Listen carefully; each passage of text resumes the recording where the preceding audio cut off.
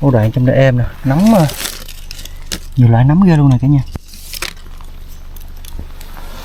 Ô nấm dài nhiều ghê luôn nè.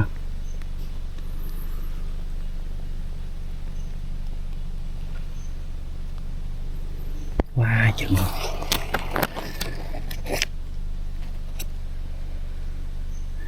Và đi học một lớp hái nấm á, biết là nấm nào ăn được, nấm nào không ăn được.